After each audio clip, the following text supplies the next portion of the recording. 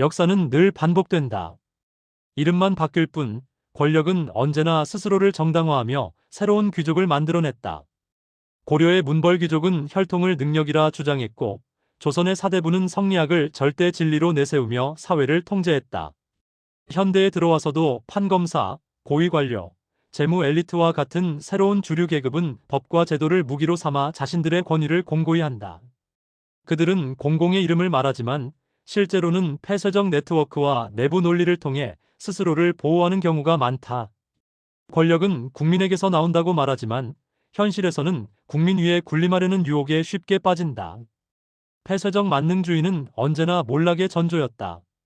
중세 중국의 중화 중심주의는 우리에게는 모든 것이 있다는 자만으로 스스로의 발전 가능성을 갉아먹었고, 조선의 성리학적 쇄국성은 독점 권력욕으로 외부의 변화를 거부하다가 결국 시대에 뒤처졌다. 중세 유럽의 종교 권력 또한 절대 진리를 독점한다는 착각 속에서 인간의 사유를 억압했다. 자신들의 체계가 완전하다고 믿는 순간 권력은 비판을 적으로 규정하고 다양성을 탄압한다. 그 결과는 언제나 붕괴였다. 오늘날 현재 민주당을 보면 국가가 모든 것을 생산하고 통제하는 공산주의를 흉내내고 있는 듯하다. 특정 주류 계파가 정치 권력, 언론 영향력, 이념적 정당성을 모두 자신들의 내부에서 생산하고 독점하려 한다면 그것은 민주주의가 아니라 새로운 형태의 공산당이다. 정당은 다양한 의견이 충돌하며 균형을 이루는 공간이어야 한다. 그러나 내부 생산과 내부 정당화만 반복하는 구조는 결국 폐쇄적 붕당으로 변질된다.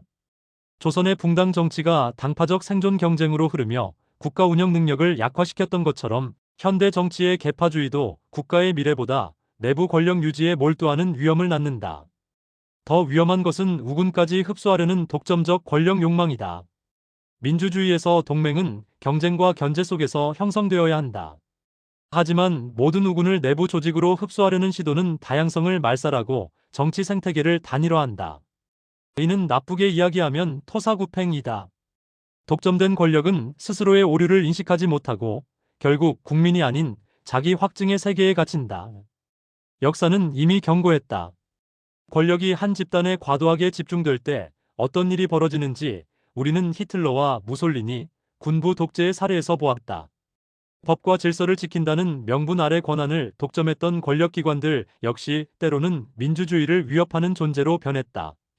선의로 시작된 권력도 견제가 사라지면 결국 스스로를 절대화한다. 파시즘은 갑자기 등장하는 괴물이 아니라 자신들이 옳다는 작은 독점에서 시작된다. 정치인은 국민의 대리인이어야지 교사나 계몽자가 되어서는 안 된다. 국민을 미성숙한 존재로 규정하고 올바른 생각을 주입하려는 순간 민주주의는 수직적 권력 관계로 변질된다. 국민은 정치인의 계몽 대상이 아니라 주인이다. 정치권력이 국민의 의식을 교정하려 들 때 그 사회는 이미 민주주의의 본질을 잃기 시작한 것이다. 정치권력의 역할은 단순하다. 국민이 가진 다양한 이해관계를 조정하고 갈등을 관리하며 공정한 룰을 만드는 것이다.